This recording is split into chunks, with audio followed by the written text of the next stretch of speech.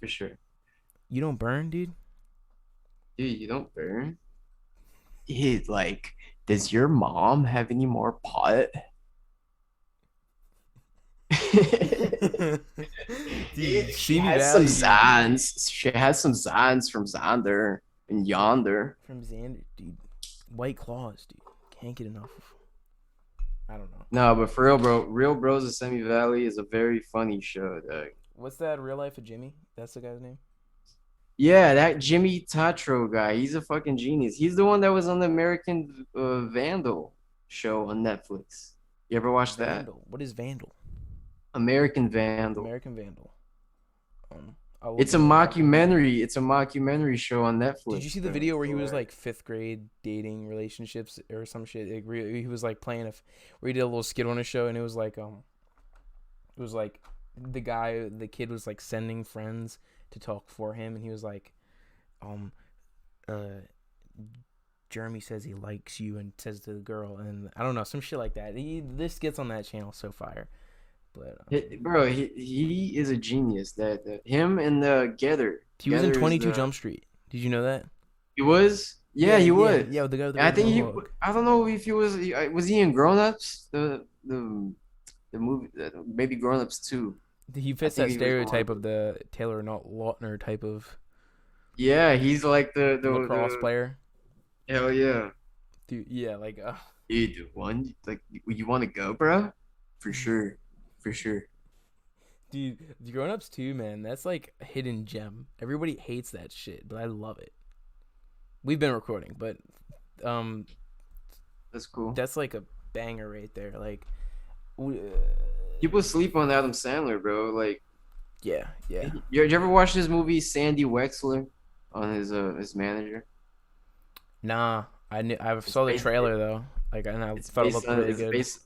it's based on his manager, and the guy's like a compulsive liar. You feel me? And he's always hyping up, like, so yeah, man. Like, I was just talking to Madonna, and she wants you to be on the song with her, and just trying to get them like hyped up, and that's how you. I see that in a lot of shit because sometimes you gotta hype people up to keep them motivated. You feel me? You gotta keep like, and that's basically what that movie's about. It's fucking manager, Sandy Wexler. Yeah. What other what's another hidden Adam Sandler gem you could recommend? Click. Mm. Mm. Click was fucking raw, bro.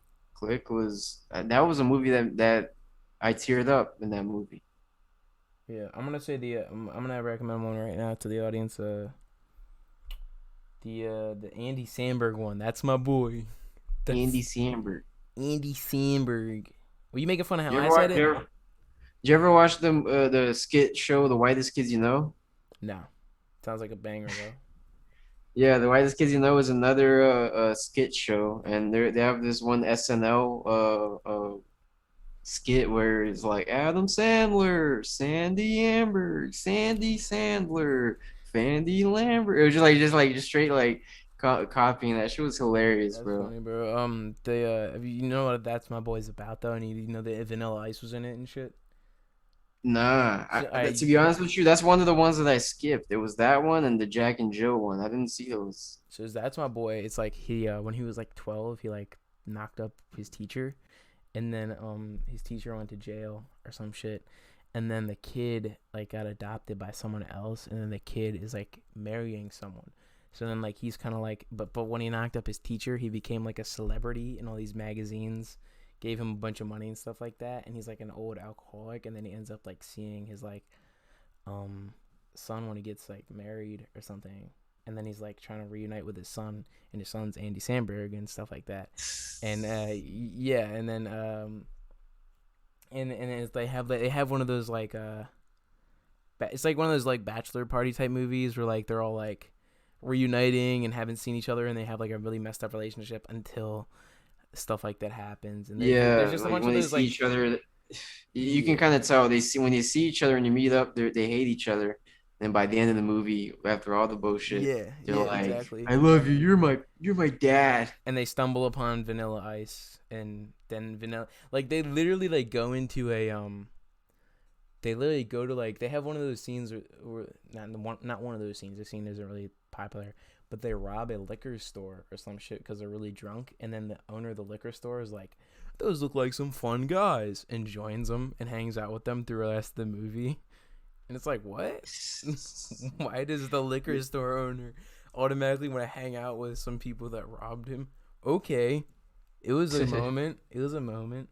You know what's a good Adam Sandler movie too that's recent was The Do-Over. Yeah, It was him with and David Dave Spade. Spade, that shit. And Joe, I have a Joe Dirt poster right there, and the Joe Dirt Oh yeah. soundtrack has some bangers. The burning for you, the I'm burning, the Blue Oyster Cult. They go ham, and Eddie. Bro, I used to deliver Chinese food to the producer of Blue Oyster Cult. Oh The man. one that they did the more cowbell. Yeah. No, I'm gonna sample the That more cowbell thing and make a funk beat, dude. the guy that Christopher Walken was playing, I delivered Chinese food to that guy. That was Dude. crazy. Yeah, dude, that's a great movie right there, and like the soundtrack is laced with a bunch of other good shit, like the if I could walk on water, if I would find some way to, yeah, and all that shit, and then there's just like music that people that look like Kid Rock would listen to, Yeah. like NASCAR, like I'm talking like NASCAR. There's like a bunch of water poured into the back of a truck bed, and they're in it. It's like you're sitting in a truck bed, but the truck bed is a bath, and you sit in that and you watch NASCAR games. That type of music, okay? That. Talking about Kid Rock, you a wrestling fan? No, I'm not. You look like the guy who would be a wrestling fan. You never got into it like early No. shit? Well, when you get the chance, since you like storytelling, you like movies and shit like that, get into like 1997, 1998 WWF, like Attitude Era. That's what they call it, the Attitude Era. Mm. That right there is storytelling, bro. That's where The Rock came from. That's where he got famous first. And then, Dwayne Johnson, the actor. That's The Rock, right? Yeah. Yeah. I know. I mean, I know that he was a wrestler before he did all the Moana shit or whatever he's doing today. Or what was the last one? Skyscraper. I mean, Die Hard. I mean, Skyscraper. Yeah, you have some Inferno or something, wasn't it? I don't even know. I just know that it's really similar to Die Hard. It was just like a burning ass building, and you had to like get out of it. No, I'm not gonna lie and say like I love those fucking stupid movies like San Andreas. That was a banger right there. I don't get that was a great movie. That was like completely like I love like Just shit, just destroying and shit. but like yeah, just like in 2012, like 2012 is one of my favorite movies. Like and what I love about the movie is that the end completely defies the logic of the whole movie. It's like the more like the movie just like the world's ending and all this crazy shit's happening and it's like it's like someone just took the earth and like did what I'm doing on my microphone right now. And then at the end of the movie, everything just stops. And they're like, Bro, the it's going to crazy be thing good. The about water levels are going to go lower now. We're not going to be floating like Noah's Ark anymore. Yay. The water levels will be fine. And it's like, the what? crazy thing about those movies is how you know how long it takes to do those effects. Like once you go to film school and you're like, damn, just to do one scene, it takes that long. I It's used like to you do stop really motion appreciate. effects. I used to do stop. The first YouTube videos I made, I was like 7 and doing stop motion animation. And it's like layering every single shot with one little laser beam that shoots out of the gun. To Is that what you mean?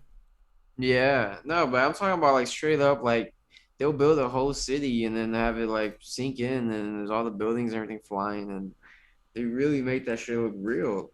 And it's just like, bro, that scene would probably take weeks or months, and you really understand why a person would get millions of dollars to do a movie. And that's why like so like that's how do I say this? I've been taking movies less seriously and starting to just enjoy the stupid ones. Like one of my favorite movies, and I'm not afraid to say this: Scary Movie 3. I like that movie better than Halloween. I don't care. Like, what do I watch? Do you really expect me to Scary like? Movie 3 had some moments, bro. That's the one where they were copying 8 Mile and Signs Yeah, and and the Matrix yeah. reload, whatever, the third one or whatever. Man, I'll never forget that 8 Mile section. And Kevin Hart was in there with Anthony Anderson, I Yeah, believe. That shit was funny, bro. It was and then he puts funny. up the hood, and Yeah, and it's crazy because supposedly when they made that movie, they stole the ideas of the Wayans had for the third movie. And then since they took Wayans out the project and yeah, that was the only it like oh, non-Wayans brothers movie. so imagine yeah, so imagine if we would have got the Wayans version of that movie. It would have been crazy, probably even funnier. You never know.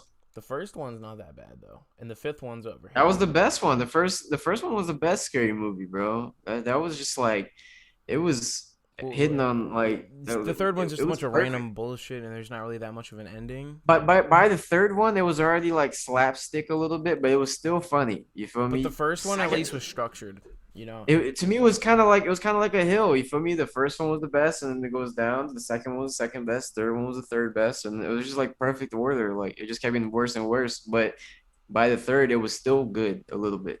And then the fourth one, it was just like straight slapstick, stupid shit. It's always just getting hit by something, and you feel me? Yeah. And then they just think if they could just put some famous person there, put Shaq in there or some shit like that, it'll be funny. And then it's like, nah, man. I don't know. They took Wayne's out. It kind of took The it haunted took house movies. yeah. The first haunted house was good, bro. The Marlon Wayans one, that shit was raw, bro. But then he went and did the second one like right after. They didn't even give The any second time one to wasn't breathe. that bad. Nah, man. The second one was terrible, dog. Like I can't. I don't know. I'd never watch the second You ever one again. seen Meet the Blacks? Meet the Blacks. Is that Mike Epps? Yeah, he parodied the Purge. Nah, I didn't even watch The Purge. For some reason, I just never gave that movie like it Familiar just with the felt so concept? unrealistic. Yeah, the concept felt so unrealistic that I didn't even want to check the movie out. And it's weird because I would see stuff that had terrible, like crazy concepts, but for that, it was just like that would never happen.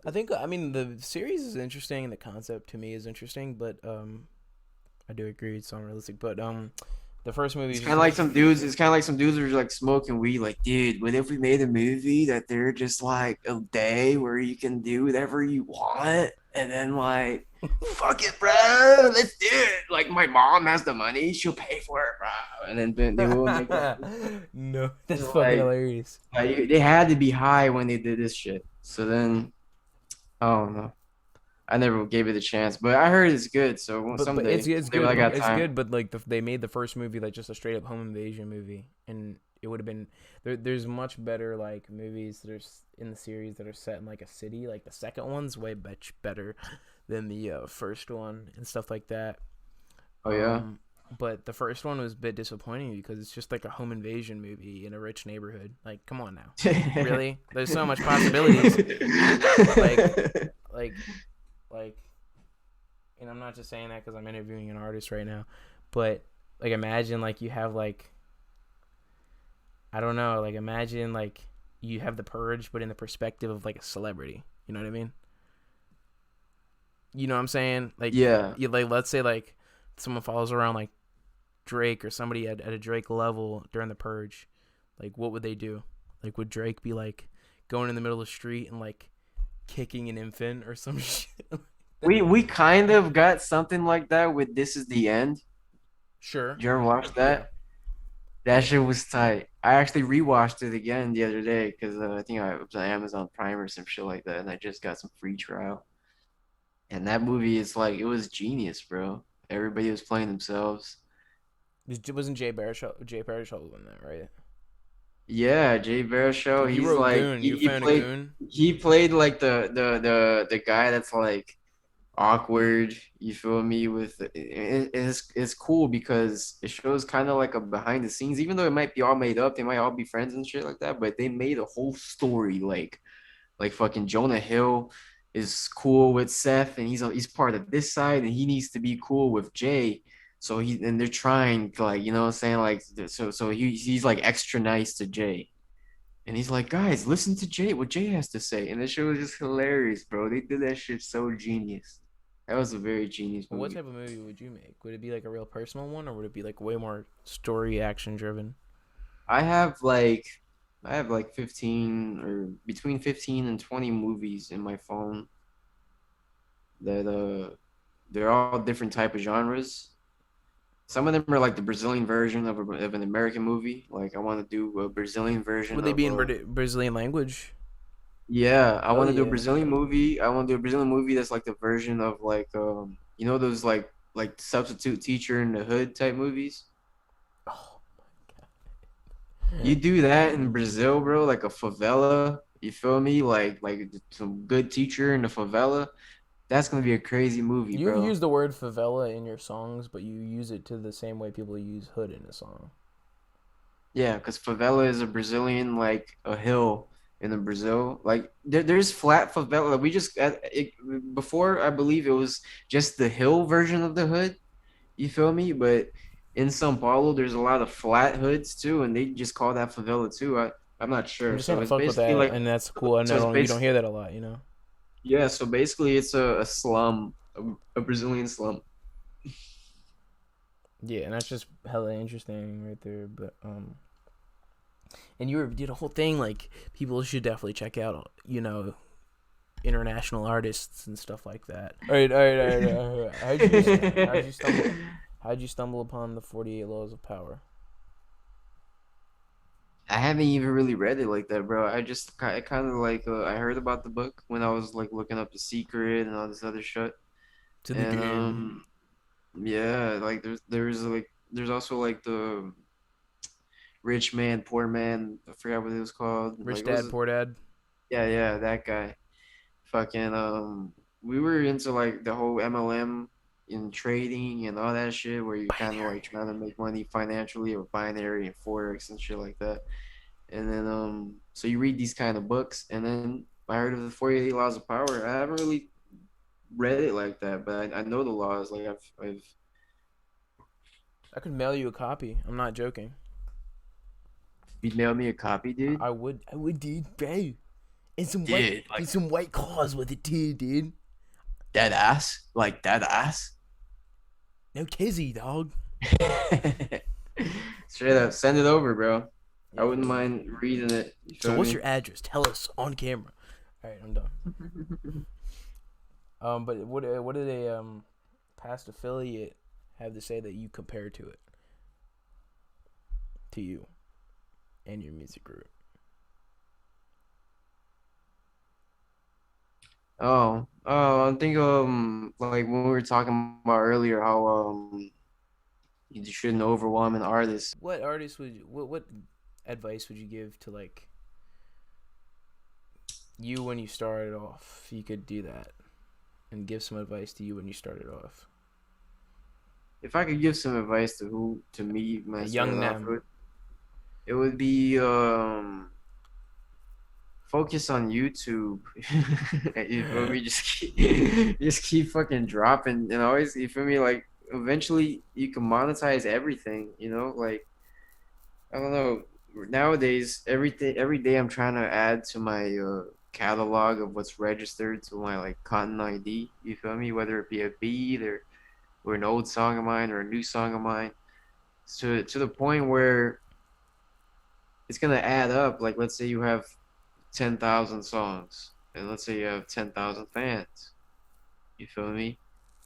At that point, you can retire just off of streaming. So if I could have given advice to my former self, it would have been just like drop as much music as possible Yeah. and make sure it's registered. Like What does that mean? put it somewhere Like the rights to it?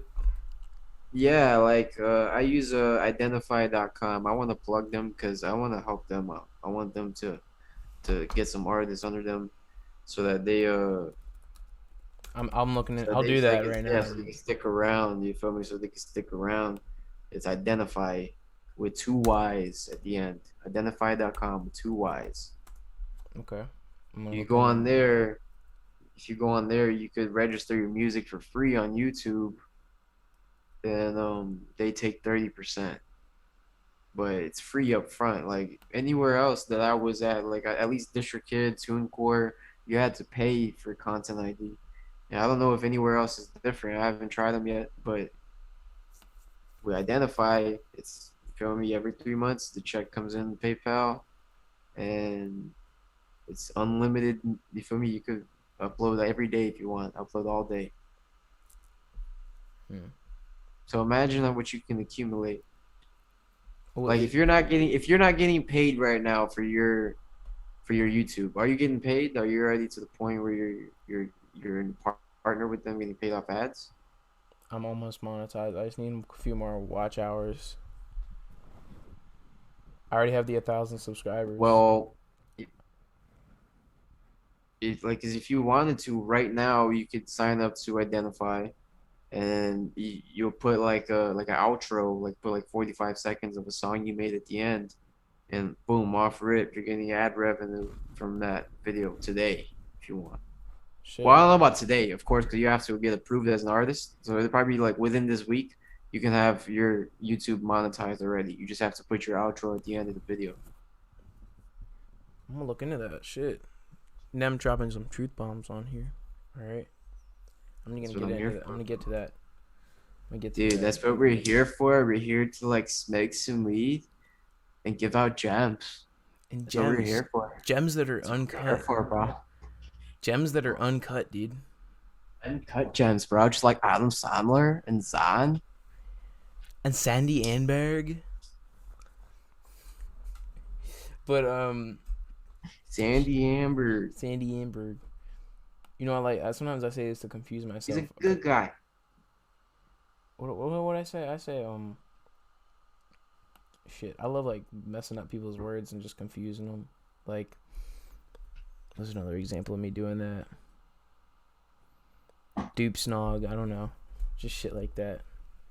I just say some Bro, weird shit can you sometimes. believe that this vape came through the plane with me with this THC, It and I made didn't it even through. know. And I went to it showed up in Brazil. Do you even burn? Do you burn? No, I do burn. I do burn. That answer your question. Everybody doesn't believe it though. It's cool if you Everybody's don't telling me, burn, bro. We'll still be your friend, huh? dude. People like always act. I think it's. I don't know. Am I like really like antsy and like seem like I'm stressed out all the time? Dude, you seem so stressed. Just like you're popping a bubble, bro. Acid, Acid. acid, acid, acid. Bro, that shit And was Mike nuts. Tyson. Mike Tyson. The new Mike Tyson movie's coming out. It's gonna be Jamie Foxx. Jamie Foxx is gonna be the new Mike Tyson. Did you know that?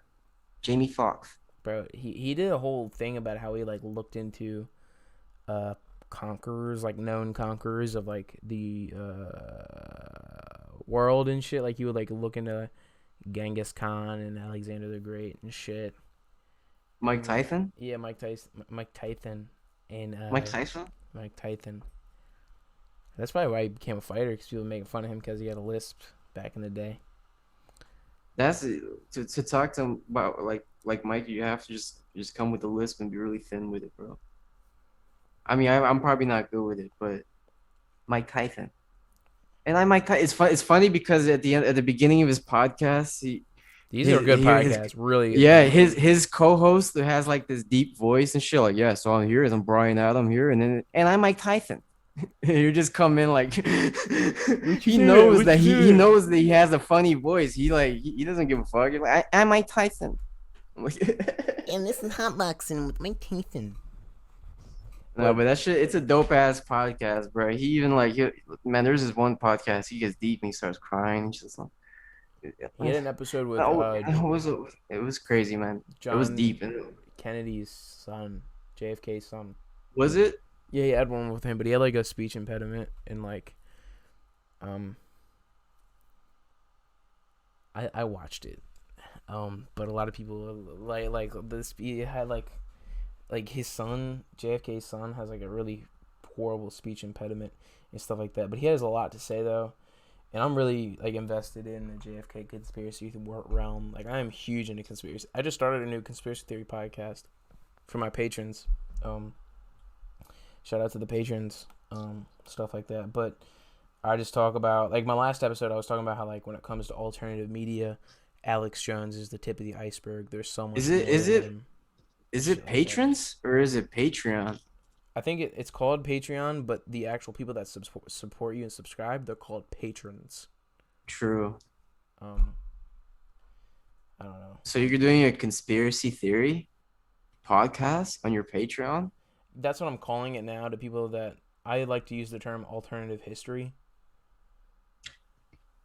Because I treat the conspiracy theories that I'm into like Middle Earth, you know, like just some Mm-hmm. fun shit to think about. I just they're just fun shit to think about. It's not like actual truth to me, but it is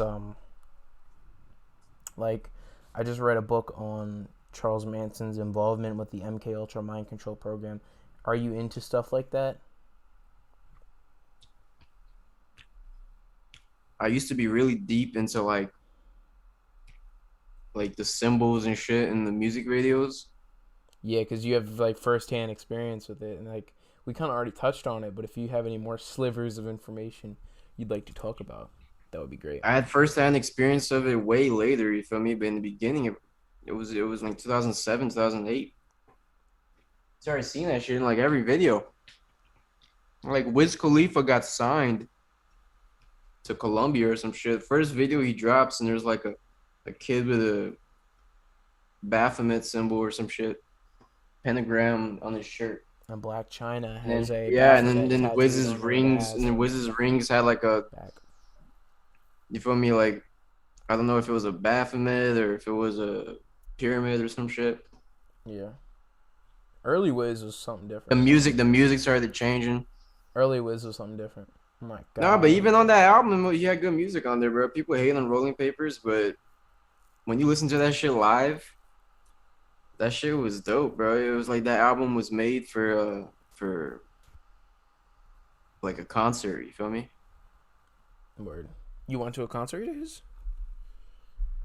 I went to like 3 Wiz concerts, and one of them was with Snoop, and that shit was tight because like next to the stage they had like huge screens. Like it was probably like to the fourth or fifth floor. You feel me? Like Dude, and Wiz and there, and, there, rapping. and it was like thin screens, and like each screen was one whole body of like Wiz Khalifa on one side and Snoop on the other side. So it was like you're watching them in the middle, and you're also watching 2 giant versions of them right there. You feel me? So it was like I was watching a huge like 50-foot Wiz rapping at me and a 50-foot Snoop, and then right in the middle of that show, they say, "Oh, we're gonna go do smoke some weed in the back," and then they go to the back, and then all of a sudden they pop up in the middle because there's like a middle section like between the front crowd and the back crowd, like the grass. There was like a middle section. They just pop up in the middle and they just start rapping to us. It was a crazy experience, bro. Like Wiz and Snoop, they know how to throw an amazing show. Wiz does not get the credit he deserves for throwing live shows, bro.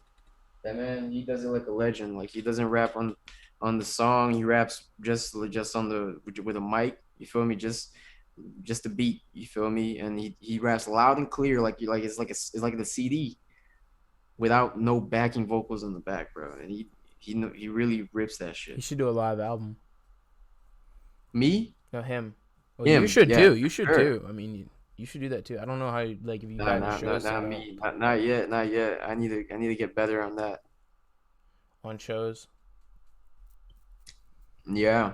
Well, if you see what Freebase and most of in what LA they've been doing, they've gotten some good shows. I don't know if you're connected with them, but LA's been doing good Yeah, for the Freebase, underground. he's the one doing shows with Zabe and shit, right? Yeah, fucking love Freebase Records right now, and they also have Young Suicide Productions, which is like a promo thing where like they have a whole playlist thing set up. Yeah, the playlist. Yeah, I fucks with them, bro. Every Yeah, now they're and then we fire, dude. post And them on I'm the story interviewing page. Young Vader real soon. Young Vader interview coming out soon, but yeah, That's what's man, up. they're fire, and all the Young Vader shows they look so much fun, dude. Like, and he brings this like angry leprechaun energy to his shit, and I like that. That sounds really offensive, but I don't mean it to be. I'm just, but he's just like it's like I'm hearing like an angry leprechaun rap at me, Bro, and why'd you call him an angry leprechaun, bro? bro, right. Why you doing that, bro? Why you gonna Are you, offend a man like bro? And this one's not really a real question, but like, are you tall? Like in person, are you tall? Or are you am I just like tall? Nah, medium I'm like height? five. I'm like I'm 5'7", 5'8", around there. Hey, all right, all right, all right, all right. Good. We're on the same level. All right, that's dope. That's dope. Ziplock's apparently tall as shit in person. Like apparently he's like 6'1" or 6'2" or some shit. I could be wrong. I don't know. For real. Yeah. Zip's doing well. He just got a new job, It making says some the bread. connection is unstable. You hear me? Yeah, I can hear you. But yeah, Zip got a new Is job. He's doing real well. I heard he's detailing or something, detailing your car. Yeah. That's what's up. Shout out Ziploc. Yeah. Um. Yeah, he's doing. He's always he's a great soul. One he's my friend Hendy said that he is he has an unlimited vault of knowledge waiting to pour open or some shit like that. That's what my friend Hendy says about. What are you eating right now? I'm eating a tangerine. That's dope. That's dope. Shouts out to tangerines. Big fan of you. In Brazil, they're everywhere, bro. So I'm Uh, sorry. I'm sorry if it's rude.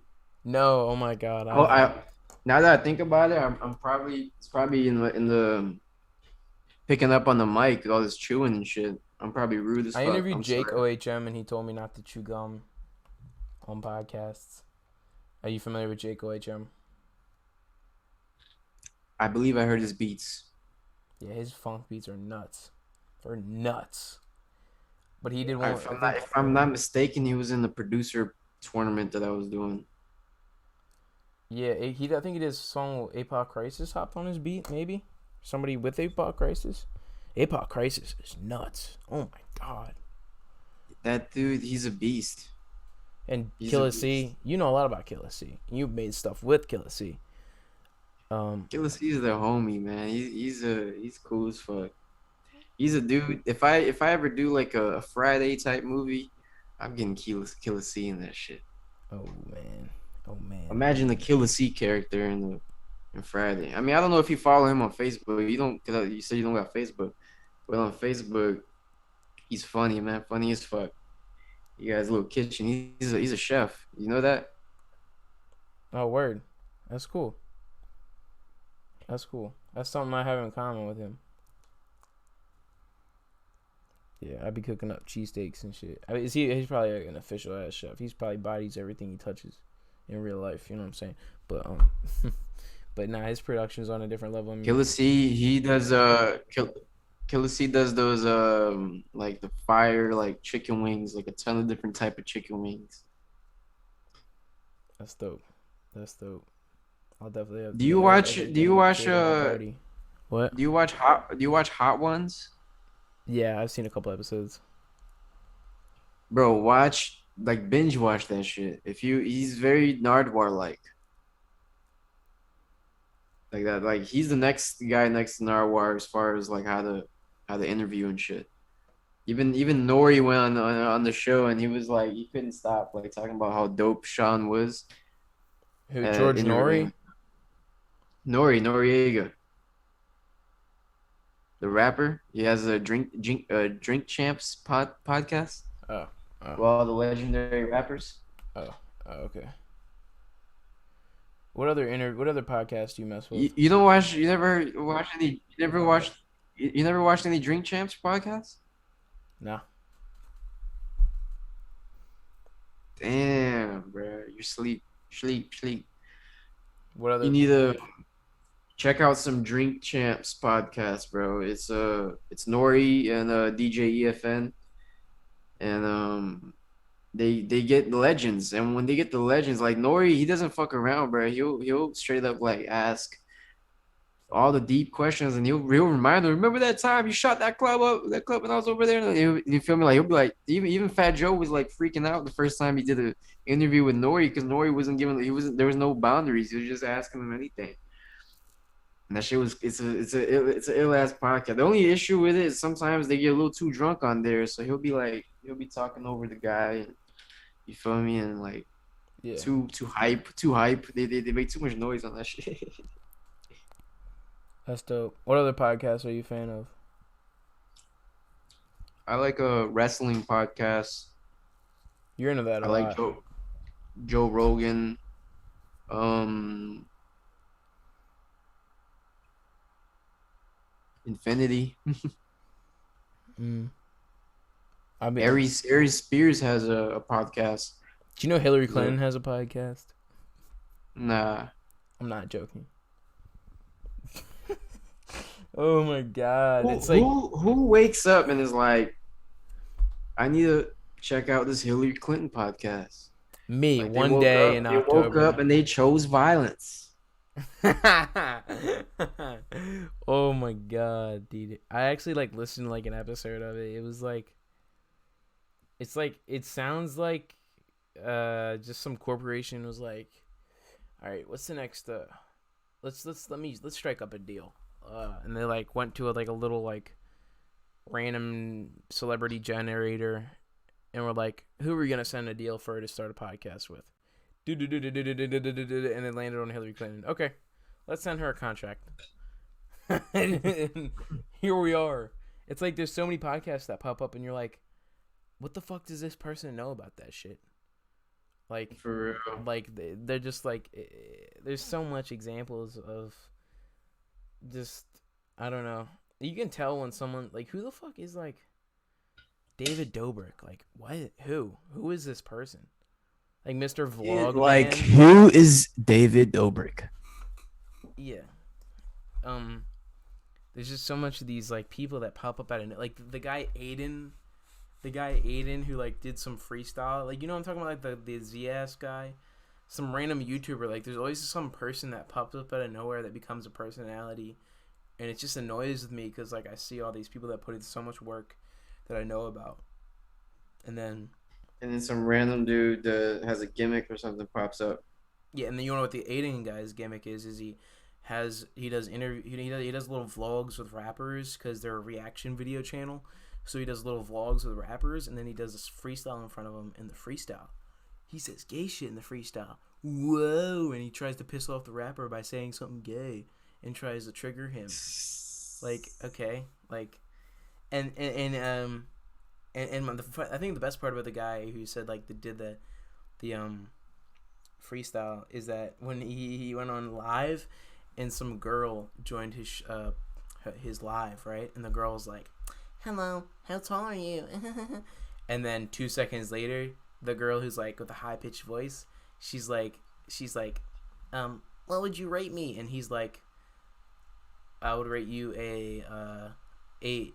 And then the girl who has the high pitched voice, she's like, it's a guy, and she's like, you a 9. And then it's Nah.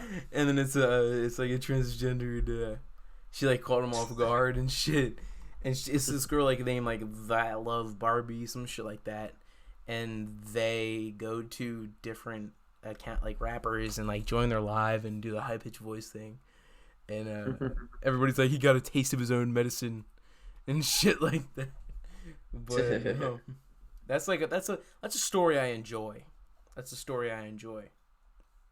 Right you enjoy. There. I enjoy that story. Yeah. So what kind of movie would you do, like your first movie? What would it be like? What would it be like? Oh, you want to hear the concept of the movie that I made? I mean, you don't have to really reveal all the reason why I revealed this story is because it's like a movie I want to do in Brazil. You feel me? And it's kind of not even like my first movie I want to make. So it's like if someone does take it, it's whatever. Okay, let's go. If you don't want to reveal, I'll give you the whole plot. Nobody's watching this. Not a lot. I'm not saying nobody's watching this, but dude, just between me and you, you know. Yeah, it's not like this is recording or anything. But all right, let's go. Give me 5 minutes. All right. It starts off with a guy who gets dropped off on a lifeboat from a spaceship into the water. The lifeboat has probably a couple of days of food in it. The lifeboat randomly floats for a couple of days, and then he ends up stumbling upon an island. This island, he goes on this island. He meets a bunch of people on the island, just like a small town, sort of like modernist 50s type of town, right? And he meets a girl, stuff like that. Ends up starting to live with the girl and stuff like that in the island and stuff like that. Has no idea how he got here and stuff like that. And then as soon as he engages, Wait, he's just gonna wake up in the middle of the ocean and he's gonna find the island? yeah, but just no, just keep listening. And Just stop, I'm trying to stop, I'm trying to figure out. stop. Let me go. And then he ends up like getting engaged with this girl and stuff like that. Just 50s, the nuclear town, nuclear family type town. Okay, but it's on some random island. And then he ends up getting engaged with this girl. And then like someone comes into two people come in his house, rob the house, shoot his girlfriend, and then he wakes up and then realizes, and he wakes up in this like hospital bed, and then it's like all in the futuristic type shit. And then someone tells him, you are a mass murderer. That was a simulation for you to learn empathy. So then you learn what it feels like for someone to kill someone that you love because you were a mass murderer.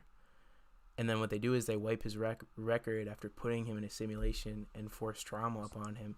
He goes into the normal life, right? Like that's his punishment. That's is punishment. Going through what he went through. Yes.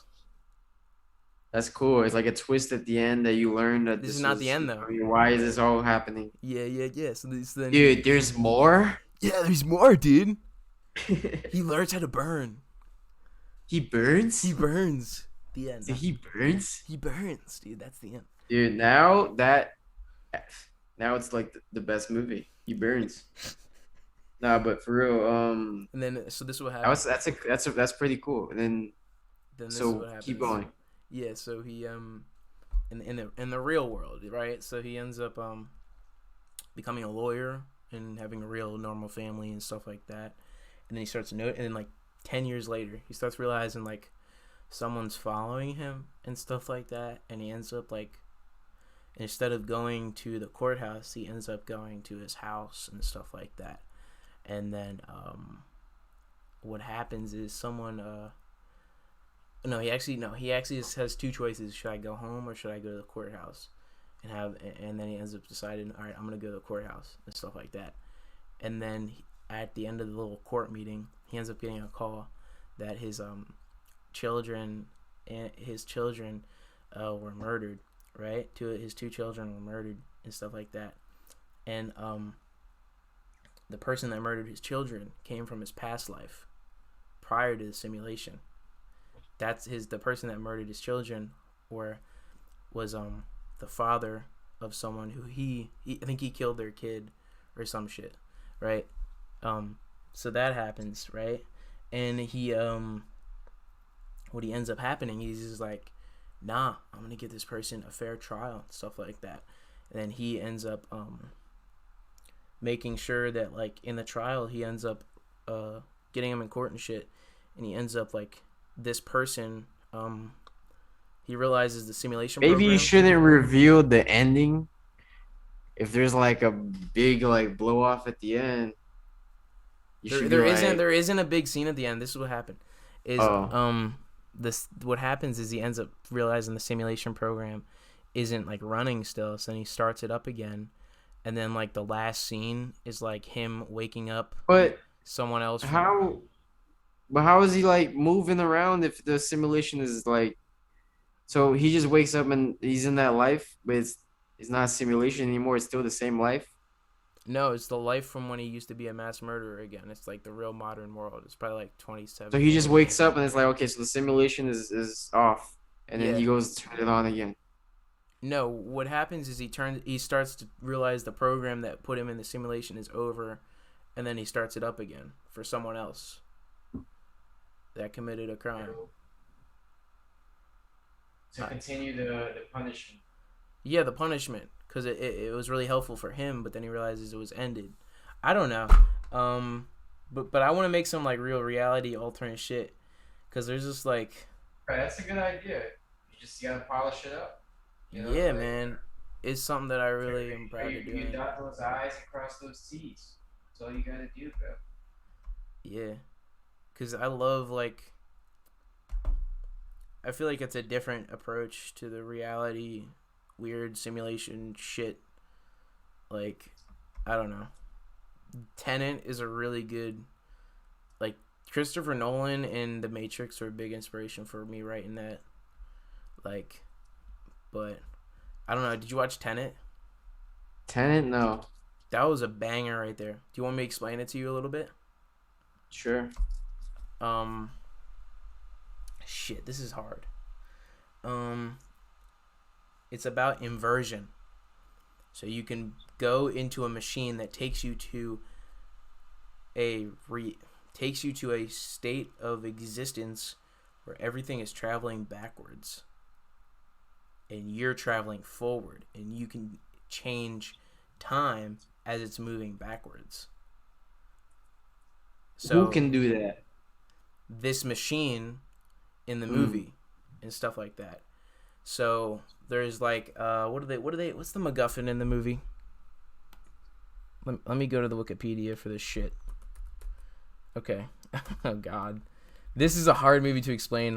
This was a very mixed movie, but I fucking loved it. Okay. A Crazy CIA idea. agent operation so yeah, instead of shooting bullets, you unfire it. You have the bullet. Yeah, Whoa. some shit like that. This is a bunch of weird shit in the movie. And what happens is like there's certain guns that like move they shoot bullets that they catch bullets that move backwards through time, meaning they've already been shot or some shit like that.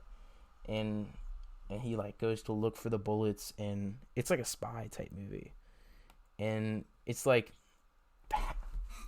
there's this one part of the movie where there's this battle where like there's a battle where one group of soldiers is moving forward in time and one group of soldiers is moving backwards in time. So how's that work? How's it being filmed? The One group. when he shoots, the bullet is coming from far away and is coming back into his gun. Yeah. So it's already been shot. He's getting there. These people are running in normal motion, and then the bullet is coming backwards and probably hitting somebody on the way. How is he attacking? Whoa, dude. Well, mind, Dude. dude, like you like solved it. Dude. Nah, but I would love to see like the behind the scenes of that. You ever watch the movie? You ever watch the movie Existenz? No. It's a crazy movie where they create like this biological video game like world. You touch the controller somehow and you transport yourself into this world that's a video game world. But it's like not a video game, it's kind of like a Sims. You feel me? Like it's just another world. You feel me? It's not like it's a game, it's just another, so like you could die in there and it's just like you don't really die, so it's like it's kind of like like Matrix and all this kind of other shit where it's like going to a different place, and it's tight. It was pretty tight. Wow. Called Existence, like exist and then ENZ. You ever heard of the concept that existentialism exists because of how pointless and how like a lot of modern humans have a lot of lack of purpose, so they ended up so existentialism exists because modern humans have less purpose. Well, it's because we're aware and we're trying to figure out what we're even doing here. We have no idea why. Like what's our purpose? Yeah, like I've been getting into a lot of like just like things that analyze the state of things, and I think that like once people, I think that there's gonna be a big renaissance coming soon, but it comes when people decide to uh, localize uh, movements as opposed to flock to an area where everything's done there. If that makes sense. Yeah. Like you could You do know, that I right was I now. was I was thinking the other day, bro, like when people ask like how did we get here and stuff like that, and then they'll be like, it's not some magic guy in the sky and stuff like that making things pop up. It was evolution. And I really thought about it, and I'm like, either way, whichever way you want to believe, whether it's Big Bang or it's whether we were created by somebody, either way, we believe in magic. Because what was, who created that ball that created the Big Bang? Why did that happen? Where did that come from? That created the universe, And who created Elon Musk? right? Like that guy, he's not from here, man. Yeah, That dude, That Asperger's thing. He's trying to cover it up, dude. Dude, he's trying to cover up the fact that he's an alien, dude. God. dude, And that's totally a lie, bro. Like, did you really believe that? Like Asperger's, bro? Like, bruh, dude, that guy's totally a fucking alien, dude. dude. One time I saw his eyeballs roll in the back of his head, dude.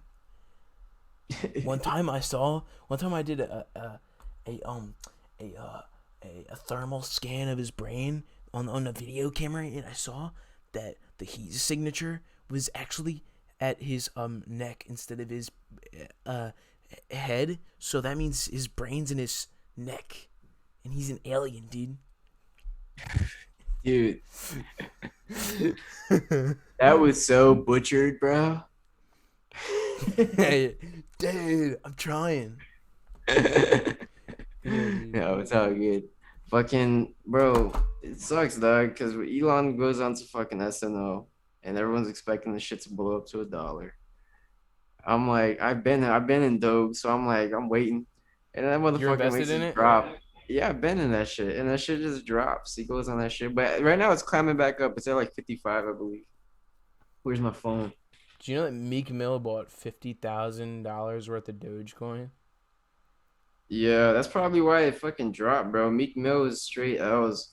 I never seen somebody take as many L's as Meek Mill. Like, I don't know how this man is still around. That sucks because, like, I live near Philly and, like, OG Flamers mixtapes, all that shit. It's like, I love that shit, but it just sucks to see him, like, he's basically like French Montana at this point. Just like that guy who has a lot of poppin' songs. But he is way more respected than French Montana, for sure. Like on a lyrical and rap level. Way more respected than French Montana. And he has like what am I saying? Like he's just French Montana used to be really dope, bro. When he started, he was dope. When he was with Max B and shit like that. And then out of nowhere, bro, I don't know what happened. I don't know if it's because he went to the South or some shit. Like Fat Joe, when he went to the South, he kept making hits. You feel me? He still dope. I fuck with Fat Joe. French Montana, bro. As soon as he fucking started fucking with the South, he just trash, bro. Trash upon trash. It started where he ruined the Return to the Max song. He ruined Hell on Earth. I was just like, dude, stop. Retire, please. Like French Montana really fucking pissed me off, bro. yeah, I did a whole He, rant when he was like, I have more hits than Kendrick. Like I did this huge rant on French said that? yeah. Nah.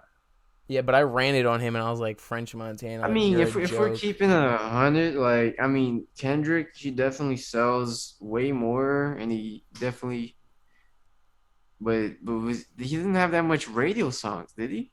Who? Kendrick Lamar. Bro, ever since swimming pools, yes. It was swimming pools. It was the recipe, Swimming pools, money trees, poetic money tree, justice, recipe, poetic all justice. right. Effing I don't really problems. hear those songs. Not in Florida. It was three songs: swimming pools. I heard poetic justice every now and then. Um, Definitely money trees and the recipe. Those four songs, and then French Montana. I know he had at least three, four radio joints. Nah, nah.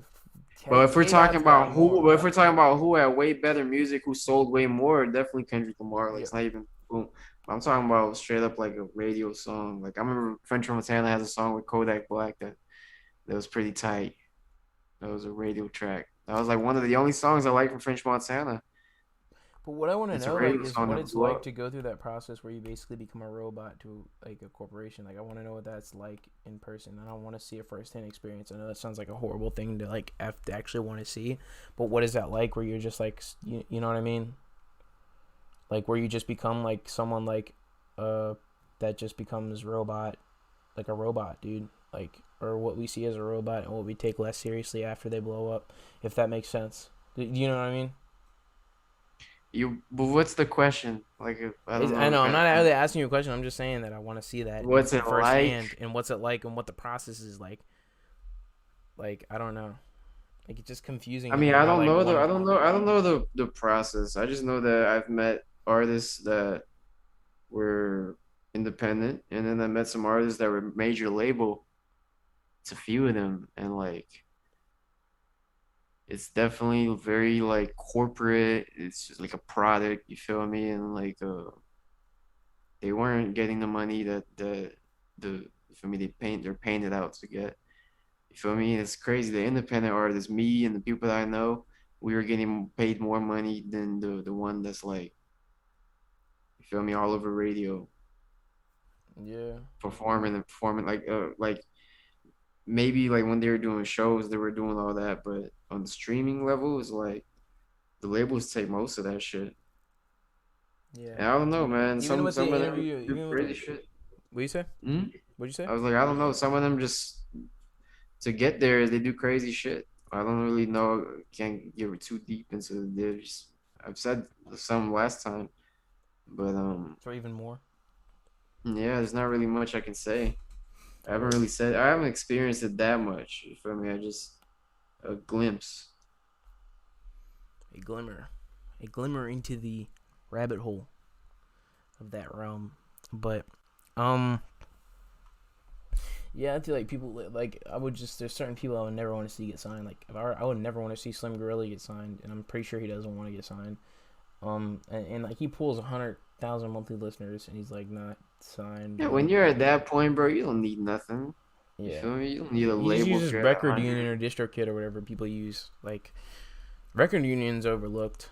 Um, I tried to use CD Baby one time. It's fucking horrible. Took so Yeah. long to get set up. Oh my god, that pissed me the fuck off. Yeah, but it's really like it's really just a major label thing because like the independent labels, like I've experienced independent labels too. Like they're cool. You feel me? You it's kind of like that studio, that Fire Emoji studio, but Just a imagine small there's like environment, you know, with the yeah, but homies. it's like imagine like the Fire Emoji studio, but you got a boss right that in there that's not some huge corporate guy that has a ton of money that is investing in all that shit. You drop if you need anything, you got people in each room that'll help you. A person that films the video, a person that does the graphic banner, a person, you feel me? And you're also next to a ton of artists, you feel me? Ton of artists that are chasing their dream. They walk in the studio rubbing shoulders with you. You feel me? If there's three, four studios in there, and three of them got a bunch of you feel me artists that are chasing their dream, they're actually seeing success, and then they end up working together right there. They're like, "Yo, I fucks with you too." Boom, and then all of a sudden they're in each other's videos, and they're making music together, and then boom, all of a sudden that's like a huge like synergy. Like they both benefit from working together. You feel me? And they tend to make history. Like the music is good if they're in a good environment like that. You feel me? So when I say labels like are fucked up or whatever, I'm really meaning like a major label. You feel me? Yeah, And just I like a know that, UMG type shit. yeah, And like even with people that I know that have actually like not never really sacrificed their integrity with like a big major label, it's usually like a smaller big label like Empire. Empire is the wave if you ever want to sign to like a big major label. Like I know I interviewed someone that signed to Empire and he got like he got like over 50, he got like a 70-30 deal with Empire. Like where he oh owns yeah, 70. He owns 70 and that the Empire owns like 30. And like if you're going to sign to a big label like that, you got to own more than that. And that's just that's rare.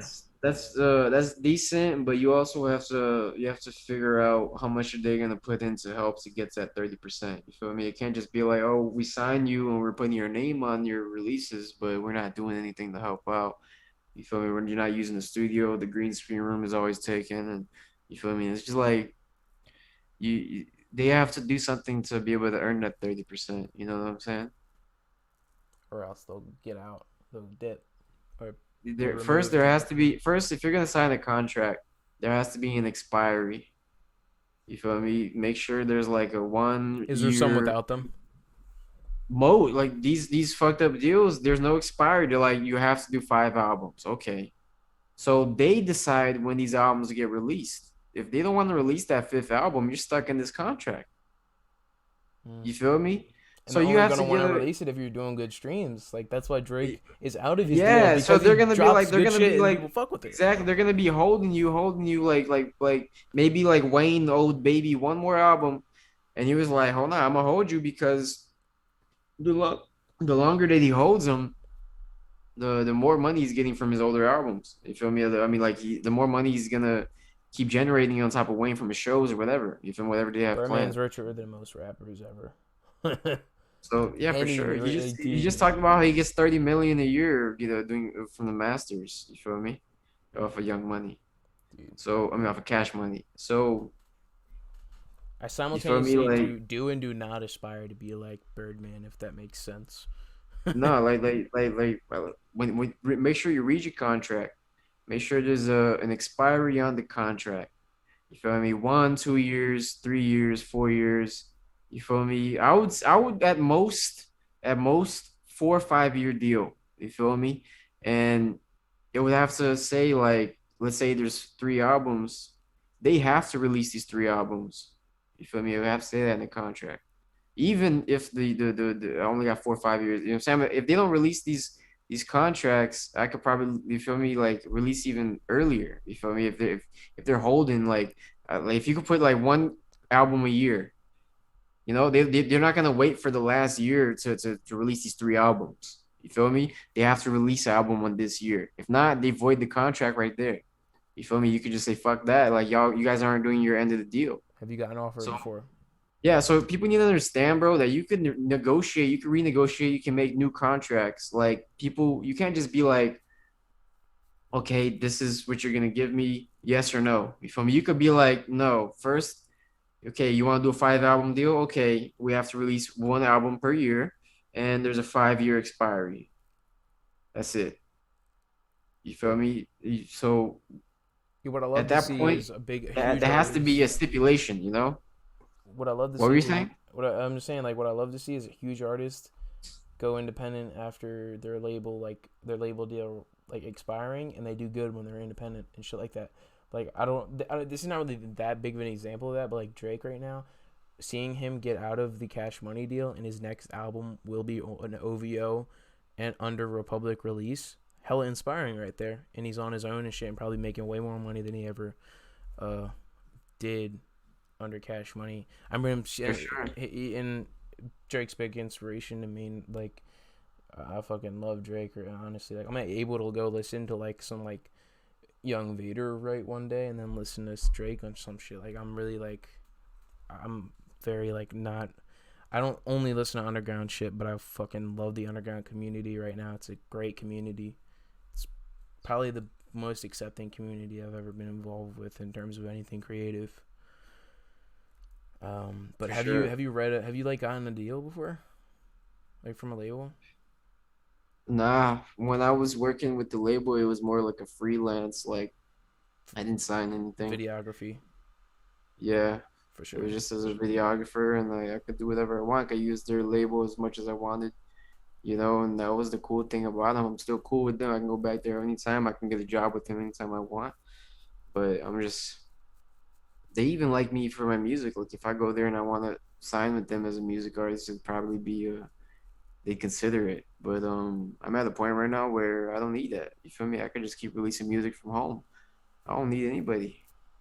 And I just got a green screen here. I'm gonna set that up. I'm gonna start doing some cool green screen videos. And then I'm gonna teach my brother how to film me and then And to MTV rap. too. Yes, sir. All I'm right. gonna um, I'm gonna put up a 30-minute impression video. I might put do it in parts first. That That's I've been dope. saving for like 2, 3 years, bro. That's dope. That's dope. Well, NEME TV 2, since we're gonna start off with that, because the first channel, like I said, was demonetized. So now I get to, actually start from scratch. I'm gonna start re-uploading, just like we said last time. So I'm gonna start uploading new stuff on there. I might transfer all the interviews over. And I got a vlog that I did in Vegas Oh my that god, I'm gonna premiere down there. dude, I'll pay you to leak it to me now. NFT, bro. NFT. Oh my god, have you like? There's so much new like stuff I'm that actually Gary Vee would talk about. You know what I mean? I'm actually confused as fuck, like Do you want to know what about it NFT. is? I just watched a video on it. Like I know what it is, but I just don't know like the value. Like why is it all this stuff so expensive? Why do all this Ethereum, whatever, just for a little tweet or some shit? People just are making shit up because they know that they can make money off of making shit up. That's my take on it. Like they had a whole the only thing on Saturday Night Live that's really funny now is the two news guys. Like they're the funniest part of Saturday Night Live, and they Yeah. did a whole skit where Elon Musk was like explaining to them. He was like, "So Dogecoin, it's the future of cryptocurrency." And then the two guys continuously asked him, "I'm like, so what is it? What's Dogecoin?" What is it? And then Yeah, I saw that. I yeah, caught that on was right funny as shit. as soon as I turned on Saturday Night Live because they have some international live link that they gave out for YouTube, and then I caught on. That was, as soon as I turned it on, it was that skit. Yeah, that's like a goated skit right there because like it shows that it's really just made up and people are it's just a hustle. You know what I'm Yeah. saying? And But because of that, fucking the shit fucking dropped, bro. It's like, dude, relax. yeah, yeah, yeah. I feel like only really Bitcoin and Ethereum are the only ones that like people should actually care about. I think. Nah, if you can catch these coins early, by the way, Shiba, Safe Moon, invest in that shit right now. If you catch them early, you can really make some money. I have a friend today made like 100 grand today. Yeah, but Off I would say that if you're gonna invest in this, make sure that like the what you invest is like less than way like probably less than 1/4 of what you own. Like don't invest like half of your amount. if you're gonna trade, period, bro, you have to trade with money that you don't care about, money that you could lose like today. Yes, yes, for sure, for sure. Have you ever gotten into that or nah? Yeah, I've been trading forex and binary options since like 2014. You had a lyric Um, about binary options, right? you caught that shit? Yeah, I did. Hell yeah, bro! Finally, someone brought that up. Yeah, But yeah, that was a cause like I just put on the lost tapes one on the way to like wherever I'm at work or whatever. And also I've been listening to, cause that was the one I mainly listened to. Cause I'm just right now, honestly, I've been starting to like buy CDs without ever hearing them, or like Mhm. hearing of like one time I went to, I was thrifting and I found a Viro the Virus CD. Never heard of him, never heard of any of that, and then just put it in. But I on the third What's track, his name? Chronic Viro the Virus, Viral the virus. New Jersey Never heard. underground rapper, fire. Passed away. He went missing from 2009 to 2012, and then he was revealed to be dead. But fire rapper right there. I'll send you a Damn, link. RIP. What did you say? I said RIP.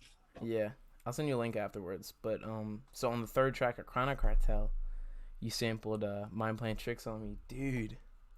Four walls, just stare. Oh my Hell god, yeah.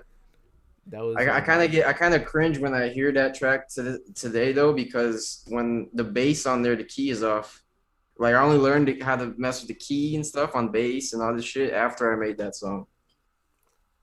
so it was like an early state. Well, not early, but like you were still in the getting in the groove of things. I mean, I'm still learning to this day, you know. Yeah, I don't feel like you ever get to a point where like, all right, I know everything about producing music. Like yeah, I've done stuff before that beat that was good and wasn't off key, but then there's certain songs that you just hear now and you're just like, damn, bro, that's off right there. Luckily though, I the computer that I have out here, I believe has the project to that song. I can fix it. So I think I'm gonna do that. Re-release the song with the bass Dude, we fixed. gotta get on Discord or like and make some stuff, dude. You don't know how bad. I don't know. One day a Mad Snake and NEME collab will happen. But, anyways, Let's do it. um, the Chronic Cartel that just has a lot of great stuff on there, and obviously that was with Wolf. And let me think. What could we go into? Do you have like? Is he gonna be? What's the new project called that you're getting Lil B on? It was like I forget the title of it, but you posted Yeah, about it. Taylor based old head. Taylor based old head. So you've been doing some cloud rap, and I'm pretty sure you probably know a lot more about cloud rap than me. But like, what, like, what's the urge? Is it just relaxing you to make that type of stuff? Yeah, to be honest with you, what really got me into this whole scene was when I was listening to Lil B and he was making music with Clams Casino. The bass And then community. yeah, and then when I listened to Clams Casino, I got into ASAP Rocky, and that got me into Space Ghost Perp, and then Raider Clan, and then feel me. So it's like without Lil B and Clams Casino, I wouldn't even be where I'm at right now. That's kind of why the song that we're doing together is very Clams Casino-ish. Like Because it when you goes listen, it goes base community, Raider Clan community, and fan base. Then it goes to schema, or I don't know if there's something in the middle that I'm missing, but it's like a tree, yeah. because like It yeah, started with that. it's just the Raider Clan, and I kind of talk about this with, um, Wolf. Is that it's just the impact was. I kind of said this was Slim Gorilla too, because like he is an example of how much it's impacted the underground. Because Passion Plays are a pretty good machine of the underground that I've really like. I fucks with Slim Gorilla heavy, bro. I've been trying to. I mean, I haven't really reached out yet, but that's the dude that I'm just like, bro. If I made the song with him, it would be tight. Well, you know that and if you're a fan of him, did you? I don't know if you've seen his recent post, but he's dropping 3 albums in a couple days. Three Three? 10-track albums, yeah, on one day. And I'm gonna explain to you the chronology and meaning of each album because he explained it on his story. It's so beautiful what he's going down. The more popular out of the three would be the Pimpdemic. He's pushed that a lot. You probably may have heard that term said by him, but here we go. So there's Keep It Moving, lets you know your L's are not, I'm reading this off a story. Lets you know your L's are not losses, they are lessons. Keep it moving. Okay? There's that. I like that. Yeah, then Passion Paradise lets you know to continue your passion and live your life on a paradise level. And then there's the Pimpdemic. Lets you know that through this pandemic lets you know that through this pandemic you gotta turn it into a pimpdemic and get a bag and absorb the game. Oh yeah, bro. Yeah, what do you think? That's the name right there. I fucked with him. Yeah, man. Your L's are actually lessons. I like that. Yeah. What are they? What's the quote from Flight Reacts? Turn used to be a walking L, or wait, turn my life from a walking L to I forget. I don't know, some shit like that. Walking L, turn it into a lessons. I don't know. I love like shit like that. Shitty generic quotes. I love talking about them. What's your favorite shitty generic quote that's overstated? A shitty generic quote. Money doesn't bring happiness.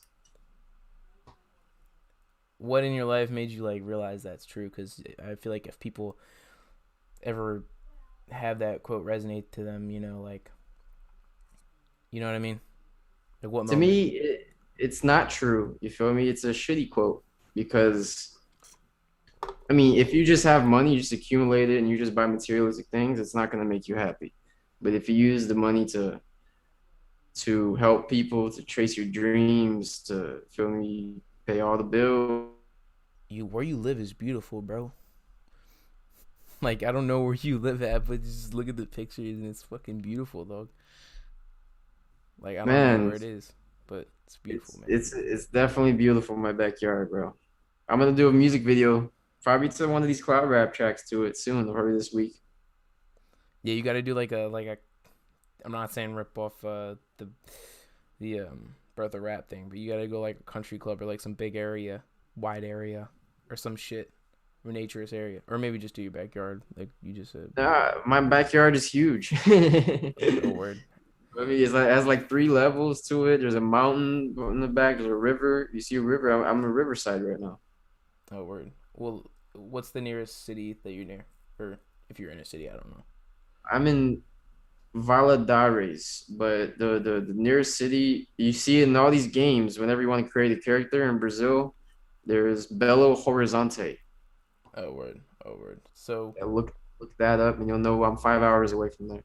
well, I want to talk about Brazilian cinema. Let's go into that. You saw my banner on my YouTube was Lil Z, formerly Lil Dice. So, how did you? What other Brazilian movies do you like? And also, do you want to talk about City of God? Bro, City of God, like that's the greatest movie ever, bro. I don't Dude, care what thank anybody you. says. Yes. Like you can call it say I'm biased because I'm Brazilian, but I'm not, bro. Like from front to back, like that's a classic album. You feel me? It's perfect front to back. It's like every second of that movie counts. You feel me? There's nothing wasted. Yeah, let me Is ramp. this, the Let me. connection working? You good? Yeah, we're good. We're good. I'm gonna ramble on about Okay. this, and then I'll hear your thoughts. The editing is perfect. There is no flaw in the Right. editing. It is the most well edited movie ever made. The character development is it's not just good because it's character development. People say character development's good. Like the reason it's so good, the character development, is because the main character is not an actual gangster and it's a movie about gangsters. So you get a completely different perspective from all the other gangster movies Exactly. because all the other Exactly. gangster movies like so I met Tony, you know what I'm saying, and then Tony said it's all about loyalty. It's not about the money and all. Every gangster Exactly. movie is the But in same, this, it's like perspective of a journalist, a guy that's just a and he photographer. You lifts feel me? himself up at the end of the movie. He actually there's like a Yeah. positive ending to a movie where you see so much betrayal and sadness And and and there's tragedy. also like a big cycle. Like you see kids at the end start their gangster life. Yeah, like it never ends, but like at Never least the ends. main character is out, you know, and that's like why Yeah. it makes it so like you actually at the end of it you're like, oh, that was worth my time. So it's not like all shitty and negative and it's like the main Exactly. character is in a good place at the end of it. Oh yeah, bro. That movie, I'm very proud of Brazil for doing that movie. There's also two movies after that, which is kind of like the SWAT version of City of God. Yeah, you were telling me about that, but like I never got Yeah. into it. It's in English, it's called Elite Squad. And then there's Elite Squad 2, and I forgot there's like a name, there's always like two, and then there's like a little name after that. Watch that shit, bro. It's like the first one is like it's pretty good. I didn't really like the ending, but the second one, it's like City of God level movie. Like the storytelling is just next level, bro. It explains Brazil's corruption to the fullest, like to I the don't know if I told you this, masterpiece. but I had a Brazilian friend of mine on my podcast in like December, and he like ranted on like Brazil in general, and just it was a really political episode. It wasn't He like didn't like it.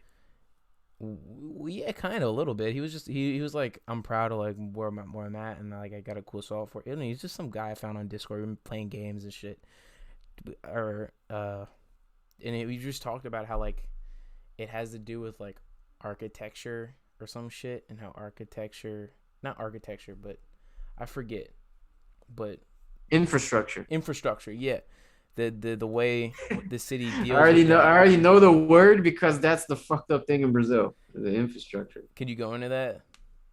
Because Like, there's I'm no real like, ignorant to it. You know what I'm saying? yeah, there's no like big like I-95 highway that just all the way through Brazil. There's none of that. Like it's really like No, you messed have to up. go through. It's like mountainsides. You feel me? It's all mountainside type shit. So like it's not So like it's the most well organized. It's not that organized, is what you mean. no, as far as like logistic, like like for example, if I buy something out of Brazil and it gets imported in, it'll probably reach my house in like 6 months. That's terrible. Oh God, that's 2 days in America. Exactly. If I can buy something from China and it arrives in my house in 2, 3 days in America. In Yeah, Brazil. It'll be like unless of course you spend like the most expensive like $500 shipping type shit. Yeah, yeah. But what do they call it? Express shipping or some shit like Yeah, that. yeah, like expedited shipping like $500. It's insane. Yeah. What's the hot item that you usually get? Are you just buying CDs or like what is it? What do you like? Do you buy a lot of books? Are you like you know what I mean? Like what do you shop for pleasure on? I used to be a CD guy, bro. Nowadays I don't really shop like that. As far as collecting anything. I'm really I got a million games. You feel me? I love going to GameStop and then all the games there that I love are like $3. Like 'cause I don't care about playing an Xbox 360. You feel me? It's not that far ago. The graphics are still good.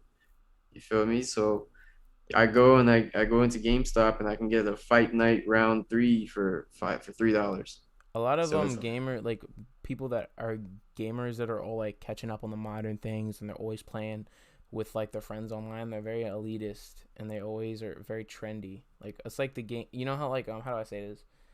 About 10 to 15 years ago, the same people that were like the sporty people or like the jock people who like always were like playing like sports and stuff like that. They're now it's like you have to be a kid who like always cares about the new game and shit. And that's why like I don't play if the games I'm playing, it's like some obscure storyline mode game that's like actually fun. You know what I'm saying? yeah. Or has a good story. Like what's your favorite story mode game? Story mode game. I used to play Mass Effect. Oh, word. Yeah. Mass Effect trilogy was tight. I like GTA, Saints Row. What Um, did Wolf say about GTA? He was like San Andreas is the best video game of all time. San That's Andreas is definitely, bro, up there. It's definitely up there, bro, because I love the whole gang system. You can just go and take their territory and then they attack your territory. It's kind of influencing a game that I'm going to create soon. you're gonna yeah. You said this year is like a year of music for you, and then speak on that. Speak on that. How what you're gonna do this year musically, and how what's coming next year. You posted about this on your story, but go ahead. Yeah, I have a ton of music in the vault. You feel me? I have the album. I have a bunch of Wolf opens. I have a bunch of EPs to do with like Cold Blooded and Siren, Coda, Zave, and then You and like Zave's I'm one's gonna probably gonna be drop. great. Oh yeah, that's for sure, bro. Your Me and voices like Zave, we're gonna not make. that they don't sound the same, but they sound like really like mixed similarly, if that makes sense. Yeah, And the tone of voice is very like similar. it's gonna be fire, bro. So then after that I'm gonna drop like a project with like electronic music, like all like trance, house, drum and bass. A lot of like early like 90 like people love my 90s style like hip hop, but I got a very 90s style and like electronic music. Yeah. And then there's gonna be Euro dance in there You ever too. heard It's crazy. techno It sounds funk? pretty, bro. Like this is Techno funk? techno funk. I You ever don't know. heard I don't that? know about techno funk. Nah, I used to listen to Dude, techno, a lot of techno, dude. going to raves and shit. So I'm gonna send you a link to it on DM. I'm gonna send you Come in. um my homie Conron made a Huh? See it. I sent you the link to techno funk track. But what can we expect from you next year though, creatively? Yeah, after that, I'm gonna probably try to go to Las Vegas again and stay there a few months, maybe even like up to at least 6 months over there. That's if everything goes right, if everything goes as planned and all this music is released and you feel me, the streaming numbers are up and all that shit. I'll be able to go to Vegas. And when I go out there, I'm gonna meet up with Fire Emoji again. His studio was tight, and they got a lot of cool people there. It's a great environment, Yeah, tell and me about how that happened. yeah.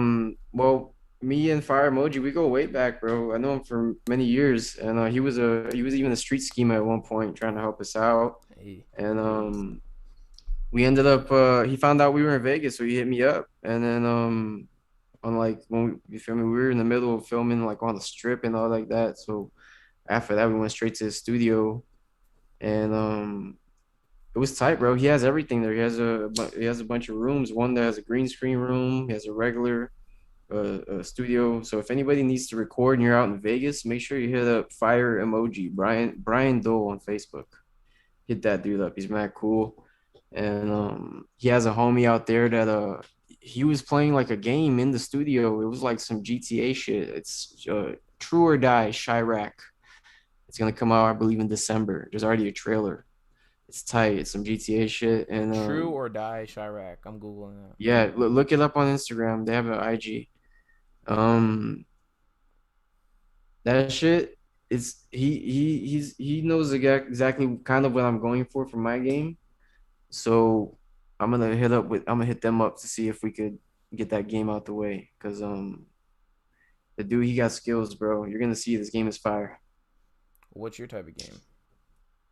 It's in that realm. I don't want to reveal too much, you feel me? But it's in that realm. Yeah. There's gonna be various stuff influenced by GTA, Saints Row, this game, a Saints Row bunch of Spire. different games. Are you gonna do the soundtrack for it? Shit, bro. If he wants me, bro, I'm down. I'm trying to have like a radio station on one of these games. You feel me? Wait, are you saying are you making your own game or are you making the game with him? I'm making my own game, but I saw his game. I'm like I'm letting you know that like what is making me go back to Vegas next year is because I met these guys. If I was gonna do the game by myself anyways, I already started it. I Oh, so already it's have gonna be the like y'all scouts. uniting and doing it. Exactly. Like I Dude, met that's this dude because I'm dope. like, bro, this is the guy. You feel me? That's so So dope. you feel me? If things go as planned, that's gonna take us to the next level. All of us. Yeah, dude. I obviously my resources are limited now, but I feel like if I were to do a vlog of any place, I'd like to vlog that studio. I feel like it would be a fun video to make for sure. For sure, bro. For sure. But There's some. I'm actually currently editing footage of us in that studio in the for the music video that we're doing. when's the song that y'all made there, and like what's it? What type of song is it? Like, is it just a It's schema? pretty much a anthem for Vegas. Nice, nice. It's kind of like Indonesia Part Two, but like Vegas version. Oh, oh, where? But well, who's on that? Like, who's on that? Me, Wolf, Zave, KB, and Jay Green. KB is in Cold Blooded. Yeah, dude, that interview with him was really good. That I did with him. Like, he explained to me Homecoming, and how Homecoming was made. Yeah, even I learned from that. You feel me? I got the same feeling like, yo, this is an ill story right here. This is the type of shit I Cause look like for the in amount of times interviews. I listen to Homecoming, it's like insane, dude. Like, I think that was one of the first tracks. Cause like, I found out all this shit just because of me watching like a Lil Peep documentary. I'm gonna be honest with you. This whole journey, learning about what funk is, learning about any of y'all, all comes from me watching a Lil Peep documentary. I didn't even listen to Lil Peep's music before that. I just like The literally, one on Netflix? yeah, I just found all this shit on Netflix, and I look up Jay Green, and then I like found one post where Jay Green shouts out every single schema member individually, and then I just literally followed everybody they tagged, and That's that's how what's I up. found y'all. But Oh so yeah. you've been trying to make like you've been doing that BeatStars thing, and you've been like the production, man. It's so good lately. Didn't you say you were trying to do like a little radio program that you were trying to do? Did you ever do that? Yeah, like I was thinking of it. I was like, man, the beats that I'm making right now, like they're kind of chill, and you could definitely study or do some shit like that. So I was like, I wonder what it takes to have one of those 24/7 radios on YouTube. And then you went and commented talking about that shit like 2, 3 hours later. I was like, bro, I was just thinking about that shit. And it turns out, like I saw one video, shit costs money. The shit was like 30, 40, 50, $60 a month. But then I saw another video right after that it was free. Oh, there's always some Oh. video. There's always some video that shows Yeah. the normal way to do it that costs money, and then there's the video that like says no, do this way. They're like, fuck that video. Check this way. And Yeah, then boom, that's the video I find, and then boom, I end up doing everything for free. yeah. I'm gonna do that. I'm gonna figure out how to crack Atmosphere, dude, because I'm sick of using Citrus. All the beats I've been using Citrus, and I just like, Citrus, Jesus, yeah, Citrus is like bro. I, it's I'll find the honest. No, wait, no, delete that. Make sure you edit that part out. I'm not gonna tell you anything, but yeah, don't. we'll figure a way to get you some Omnisphere, bro. Yeah, dude, Uh, because like That or get there's Omnisphere. There's a expand two. That one's tight. yeah, my friend uses Nexus too. Yeah, Nexus I definitely use for a bass. And I definitely need to get more into it for when I make electronic music. There's like a million presets for like electronic music on Nexus. Yeah. If you were approached to like do a soundtrack for a movie, what genre do you think you would make a really good soundtrack to? What type of movie? Bro, I can easily make some horror shit, but You and Sempra make both executive producing the soundtrack. I don't know how much you know Sentra and work with Sempra, but that would be dope. man, Semper like his beats, you could definitely see those in horror movies or some shit like that for sure. Infinity said, out of all the things Infinity said, this is probably my favorite thing he said is that if Sempra removed all the beats, all the percussion and 808s from his beats, it would just sound like a movie horror track, horror movie soundtrack. That was like one of the more intelligent things Infinity said. I don't want to hop on For his sure. show, but he's like I don't know what that takes, but whatever. Um, Infinity's cool, man. yeah, he's Hit him always up, like bro. I don't mean this in a negative way, but he's like so like involved with schema. I thought he was in it. You know what I mean? Like That's he's more definitely supportive than the me. I don't even know how that is possible, but he's very supportive of y'all. yeah, that's the homie. Yeah, yeah. He's always doing. He did a link up with Coda, and that was cool to see. But Yeah, I believe he's gonna be at the ATL meet at the end of the month. There's gonna be a big schema meet at the end of the month. what does that mean? Like, is it just There's like gonna a be a big concert? meet. No, like meet, kind of what we did in Vegas, like get together to make music and do videos. There might be a show too. I believe we're talking about that. Uh, word. Would you ever consider? And this is kind of off the. Would you ever make a lo-fi beat, or do you not want to do that? Because I've it's been tempting to me. I've done some. If you listen to my All Made of Beats volumes, there's one called High Flying Lotus, and like I was saying hi to Flying Lotus. I was doing like a very lo-fi beat in his realm. I've done some Jay Dilla type beats, like some real like boom bap. Yeah. You do, yeah, you do really good boom bap. Have you ever checked out? Have No. you checked the Almeida Beats tapes? Now when I edit this, I'll play it. I'll go to the Bandcamp and Yeah, check that out. But so no, it's all good. If I'm letting you know, like whenever you get a chance, check them out. Like even if like how you like checking like lost tapes and like old like obscure stuff. Even the first volume, there's some good stuff on there, bro. Like I'll I'm do a not trying to, I'm not chronological. trying to, yeah, I'm not trying to toot my own horn or anything like that. But there's some beats even on the first tape that I was like, yo, this is trippy. Like, No, I love beat tapes. I drop my own beat. bugs. I've dropped my own beat tapes before. I've dropped probably Hell yeah, 3 to 4 or 5. I don't know. But bro. now I heard that one. I heard that one beat you did. That you sampled 3 6 Mafia. with the misled one, What was it that you sampled? misled. What was it? Nah, it was Was it a song that was out or did I email it to you? I, I believe you emailed it to me first and then you released it. Uh, Glock. I don't know. We'll talk about it after if What's we'll that figure. sample? It was like the one that I've heard it a million times. I've heard it a million times. Oh Lord That have one was tight. mercy. It was a cool beat, bro. The Mask and the Glock. Was it Mask and the Mask Glock? and the Glock. Yeah. I sampled Yeah. that, but nah. I recently did that. I recently found out what that song sampled, what Mask and the Glock sampled, and sampled what Mask and the Glock sampled, and did a completely different type of beat off of that vocals chop. It was some 70s black exploitation film soundtrack. It was like the singing in the background. But let's talk about the Hey Russia EP. That was a banger. That was fire. Um, what was that? Like, was it just like you explained on Bandcamp that it was just a bunch of tracks you did with Russian producers and stuff like that. Yeah, what was the recording of that like? At first, that was an EP that I was doing with three guys. It was Mingus, DJ Mingus, uh, Cuz You Fag. I don't know how you say it. I think it's Cuz of Fag or some shit. His name is. And then Serge Laconic or Serge Lasonic. I don't know how to pronounce that guy's name either.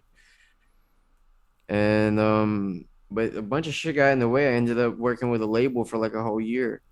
So you know, I was working as a videographer, so I had no time to make music like that. Like Yeah, every the now and then I'll drop a Brazilian song, but artists, right? The Brazilian yeah, I was in artists. Brazil. I was in Brazil working with a ton of Brazilian artists, and then but that shit took all my time. I was my quota was first 4 videos a month, and then it turned to 8 when Corona came, because they weren't doing shows anymore. So now they needed 8 videos from me a month. Like that. Like imagine, dude, doing 8 music videos a month. Gosh, Imagine filming and then editing and putting effects and all that shit, and then opening a whole new you project, edited it too. and You then weren't just a filmer. oh yeah, bro, straight start to finish, all me, bro. I was like the main guy at the label, and this is like one of the biggest labels in Brazil. Feel me? They had the first Brazilian that had 1 billion plays on the song. Mm. So it's like that was a ton of pressure, and they got 8 videos of me a month. So I was like, You're still yo, doing I that fucks now, with right? y'all. Huh? You're still doing that now, right? A little bit, right? I still do music videos, but I'm on break, bro. That shit is it's a ton of work, man. I ran out of gas on that. You feel me? I need to fill up the gas before I get back into that. So they had me doing 8, and then so I couldn't work on music. Like they would get me in the studio, and I'd be like, bro, I can't think of no rhyme, dog. I was just in front of a computer all day. Like Yeah. I'm straight. You A feel lot of me? And your then Brazilian collabs are really good. Like the Smoke one with Brazu. You and Brazu are really good together. I don't know who that is, but like you said, it was one of your homies. I think I might ask you that. And the Marco Z guy, that shit was nuts. That was fucking nuts. Like get where do you fuck with it? yeah, you and the British guys collabs. I don't know your homie, your your people that you like. I don't know. You're probably known since y'all are before puberty. That's my guess. But who are these people that who are your favorite like artists pre schema that you worked with? You know what I mean? Man, me and Marcos, you feel me, Marco Z or Marcos, we were a group called Pure Balance. And but first before that, I was me and my boy Cosmic. This is like middle school, you feel Yeah, me? yeah. And like we performed at like they performed at a talent show, my group. And then from one day to the other, we were like the whole school knew us and they're backing us. But like I talked about this last time. We ended up doing drugs, not working. And then I started after I started taking a bunch of acid, listening to Lil Acid, B and getting acid, back acid, acid. acid, Mike acid. Tyson. Taking acid. Me and Mike Tyson taking acid. Were So you the then one? Did you deliberately decide to sample that, or was that just the producer? that was me. I sampled that. That's yeah, that's fire.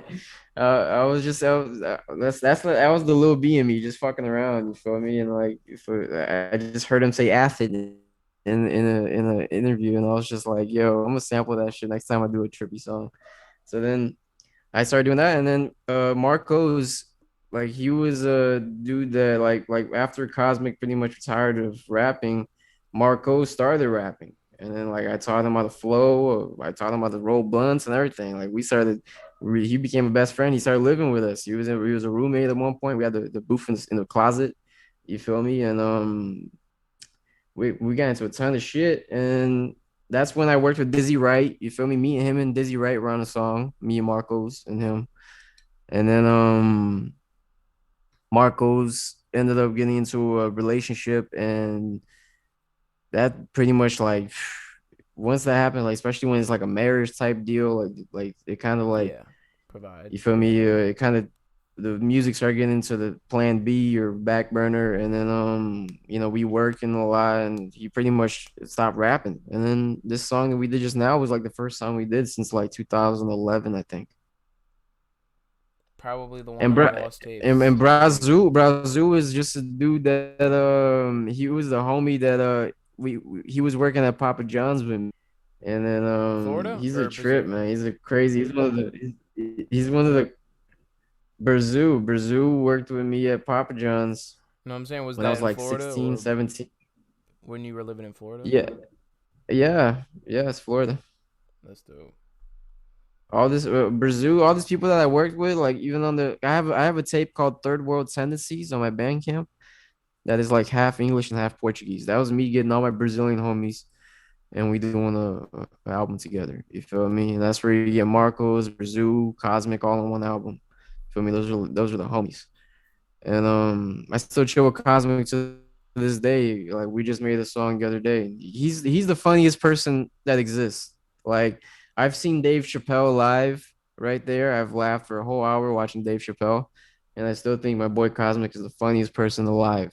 And our plan is to do like a podcast soon, an English one and one in Brazil, in São Paulo, with all the Brazilian homies.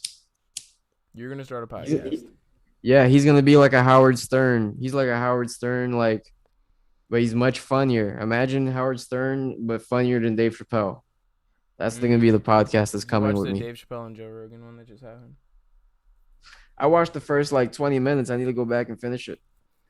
Yeah, they originally did one with Donnell Rawlings, but every time, dude, I saw that one. Donnell Rawlings is funny, but every time Joe Rogan really has this really good guest, like one time he had the RZA on, and Donnell just ruins Yeah, the it and just yeah, RZA. but Donnell ruins it and chimes in every 10 seconds, and like he always has somebody get like Joe Rogan's like, "Yo, welcome, this is an epic guest right," So and why you mad, son? Tell him why you mad, son. You just be loud and shit, just talking over the person. yeah. Yeah. But what was I saying? He had the RZA on, and like that kind of ruined it because like I was like, it's like I'm trying to hear the history of like how RZA was like selling socks to buy the software and machinery to make 36 chambers. And I'm like, whoa, dude, like that's great. And then Donnell just screams some bullshit, but but he also did one of the more impressive Joe Rogan ones is he had Mike Judge and Willie D on, Word, Mike Judge. but Willie D at the same time. Mike Judge and Willie D at the same time. Willie D from Ghetto Boys Yes, yeah, and Mike Judge. in the same room. Yeah. That's random. Well, But why? Mike Judge used his music in one of my favorite movies, Office Space. That Yeah. movie soundtrack is laced in Ghetto Boys. I think there's still Damn It Feels Good to Be Gang. I think that's it. There's only two songs, Yeah. but like Now it makes sense. Now it yeah, makes and they sense. both live in Now I Austin, see that now I see the connection. and they both live in Austin in the Austin area, True. and oh my God, Austin is like it's basically LA now, but I don't know. I don't get Austin the was tight, man. Austin was tight. I don't get the But appeal of LA, but I anyways, heard that I heard they closed down Castle Hill in Austin, which is like a tragedy. what's Castle Hill? Castle Hill, did you watch the Indonesia video or in the Lil Wolfie Wolf interviews I did with him? No, You watched the Indonesia video. You had to. no. Me, Wolfie Wolf, and Diggy 1D from chapter 3, Schema. We're still scheming. Okay, I'll look into it. Watch that video. You're gonna see a legal graffiti area. You feel me? There's a bunch of people there, people smoking weed, just doing graffiti. And it's like three steps, Uh, three huge floors of graffiti, legal. And that shit, the view behind it was Austin, Texas. You just like, you feel me? You just see all like yeah. that's what watch the interview I did for Wolf or the Indonesia video. You'll see I Castle watched Hill. the interview you did with Wolf. Yeah, then you see that we're like in some place where there's a bunch of graffiti going on, Oh, okay. and we're like, So then that's there's what a Castle city Hill behind. is. Yeah, that's Castle Hill, and they closed that. Why? Oh, cause COVID. If I hear the sentence, three words, cause of No, COVID. no. They straight up closed it. Like I don't know what happened. I don't know if the city wasn't with it or or the person who owned it just wanted the money or some shit. But they closed that shit, and it was one of the coolest places because like not only was there that, but like right next to it was like a huge house party, and that's where we got weed. We were looking for weed, and someone sent us there, and that's how we found out about Castle Hill. You feel me? And we walked in there, and it was like some crazy party. It was me, Wolf, Diggy. We walked into this house party, and it's like a rock concert going on upstairs, and a bunch of kids. Dude, what's up, bro? And they're like, yeah, dude, go upstairs, bro. That's where the weed's at, bro. And then that's where we went, and then You want it a was a white trip. claw, Like dude? we walked in, there was like a mosh pit in the attic. You feel me? And then right next to that was Castle Hill. So I was like, bro, I like Austin. This place is tight, bro. I can come back here. And then boom, I find out that that place is closed. That's whack. Damn, that sucks. I wish I I gotta could fix this travel in mic. time Hold machine and on. check that out. Yeah, bro, you missed Castle Hill. Yeah, but also I could probably never. I don't know that, but I'll eventually try and check out Austin and see what's that. But I really want to go check out see like a Souls Day show or some shit. I have a lot of shows I want to see. Definitely go for I don't know if South by Southwest is cool anymore, but that's why we were there in the first place. It was to go to South by Southwest, and that place was Cause you performed at South by Southwest, right? yeah. How did that come about? Was it just like the buzz of Schema at the time, or did someone have a obscure connection? We knew this guy named Chris Adams. He makes music too. I believe he has a song with Riff Raff, and he performs in that area. He looks kind of like Riff Raff, like his cousin or some shit. And then he's a fan of us. He knew me and Boz, and he hit us up, both of us, and Boz was told us crazy. like yeah. And then His we meets are set it crazy. up. Yeah. So then we set it up, and then but as that was happening, Jay Green, Peep, and Ghost Main were doing a show in Bakersfield, so that's why they weren't there. Mm, mm. But yeah, that sounds like. Is there a video of that somewhere? Like, I assume. Yeah, Damn, I'm gonna check there's that there's out. a video of that. There's actually a scene of it in the Indonesia video. There's scenes of Wolf freestyling on the mic at Castle Hill, and there's scenes of all of us on stage. Me, uh, Envy Schema, Wolf, Diggy 1D, Trap Sade, and Young Warden Buffett. Yeah. But I'm gonna say this right now before we wrap this up. You're a Mhm. big inspiration to me, bro. The multimedia, the fucking. I'm gonna film this. I'm gonna do that. I'm gonna film this. I'm gonna film that. And then you're also gonna drop like actually like huge high quality like music, but you're also able to do many types of art forms. Nam, you're a big inspiration right here, and I'm Yeah, very happy to appreciate. have you on the show. Thank you, man. I appreciate it. I'm glad I could inspire. I'm glad I can help in any way. All right. See you guys in the next video. See you.